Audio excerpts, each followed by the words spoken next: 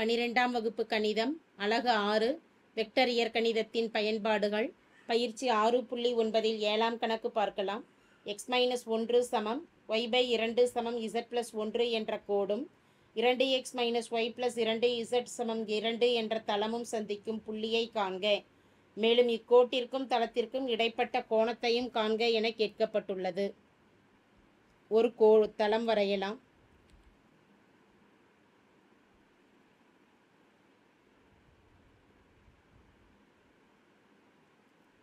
இந்த தளத்தில் ஒரு கோடு சந்திக்கக்கூடிய புள்ளியானது ஏன் அந்த புள்ளியை குறிப்பிட்டுட்டோம்னா ஏ என்ற புள்ளியானது x, y, z என எடுக்கிறோம்.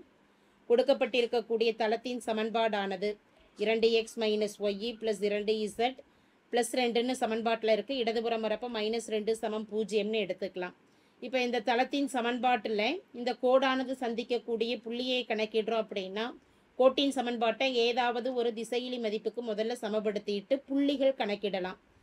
கோட்டின் சமன்பாடானது x - 1 பகுதியில் எதுவுமே இல்லைன்னா அங்கே 1 இருக்கிறதா அர்த்தம். அப்போ /1ன்னு கொடுக்குறோம். அடுத்து y/2 எதுவும் இல்லைன்னா அதாவது y - y1ங்கிற அமைப்பில் இருக்குது. y1ன் மதிப்பு 0/2. அடுத்த மதிப்பு z+1/1. திசையிலி மதிப்பு tக்கு சமப்படுத்தும் பொழுது முதல் மதிப்பு x - 1/1 சமம் t எனும் பொழுது x - 1 பெருக்கல் t எனும் பொழுது t -1 வலதுபுறம் போகிறப்ப +1 ஆகும். அடுத்து y - 0/2 சமம் t எனும் பொழுது y/2 y - 0ங்கிறப்ப y மட்டும் எழுதிக்கலாம். 2 பெருக்கல் t வலதுபுறம் கொண்டு வரப்போ பெருக்கல்ல கொண்டு வந்துட்டோம்னா 2t.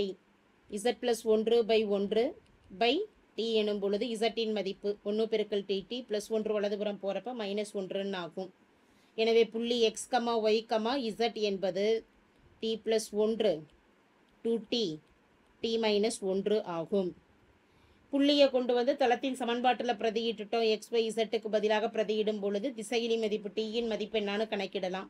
தளத்தின் சமன்பாடு 2x 2 பெருக்கல் xன் மதிப்பு t+1 - yன் மதிப்பு 2t + 2z zன் மதிப்பானது t-1 - 2 சமம் 0.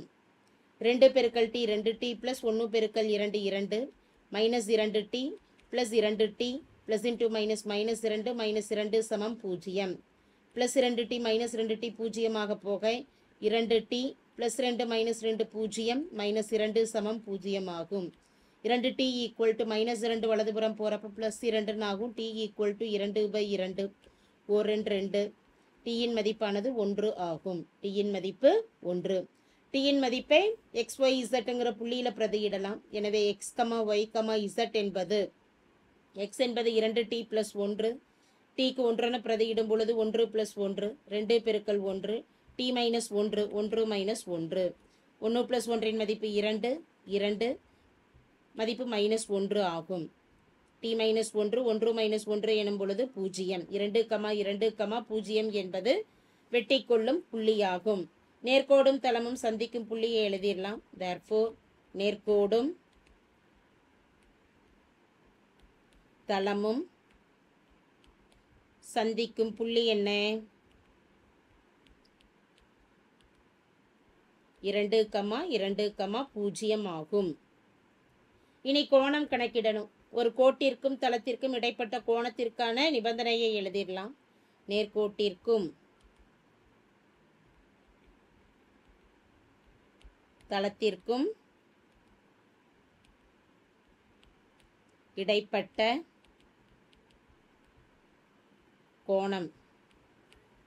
ஒரு கோடு ஒரு தளம் அப்படின்னா கோணத்தின் மதிப்பு sin θன்னு ஒரு கோணத்தை கணக்கிடுவதற்கு. அப்போ θ = sin inverse of modulus of b vector dot n vector by modulus of b vector பெருக்கல் modulus of n vector.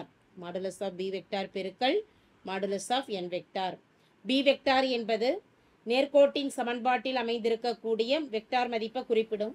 அப்போ b வெக்டாரின் மதிப்பு எழுதிக்கலாம். b வெக்டாரில் அமைந்திருக்கக்கூடிய வெக்டார் பகுதியில் இருக்கக்கூடியது தான் வெக்டாரு. இப்போ 1 முதல் மதிப்பு 1 x - 1/1ன்னு இருக்குது. எனவே i கேப் அடுத்து +2 j கேப் + k கேப் ஆகும். n வெக்டார் என்பது தளத்தின் சமன்பாட்டில் அமைந்திருக்கக்கூடிய வெக்டார் மதிப்பு 2x - y + 2z - 2 = 0 என்ற தளத்தின் சமன்பாட்டில் x, y, z பதிலாக ijk என பிரதியிடும் பொழுது 2i minus j plus 2k என்பது n வெக்டார் ஆகும். எனவே theta equal to sine inverse of b vector dot n vector மதிப்புகளை பிரதியிடலாம்.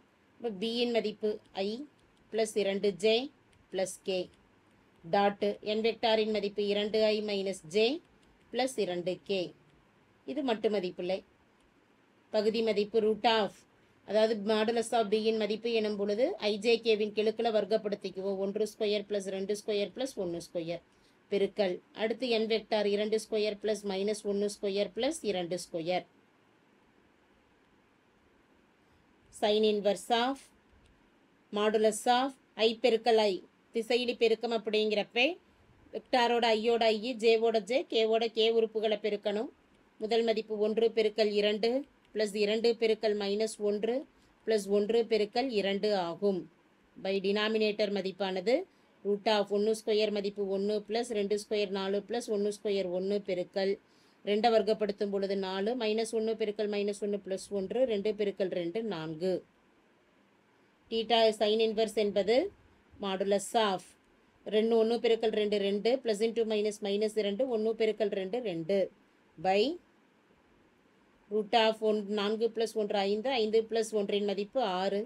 அடுத்த மதிப்பு 4 ப்ளஸ் 4 5 8 8 ப்ளஸ் 1 மதிப்பு 9 ப்ளஸ் 2 மைனஸ் 2 பூஜ்ஜியமாக மீதம் அமையக்கூடிய மதிப்பானது மாடுலஸ் ஆஃப் 2. மாடுலஸ் ஆஃப் 2 எனும் பொழுது ப்ளஸ் 2ன்னே கொடுத்துக்கலாம்.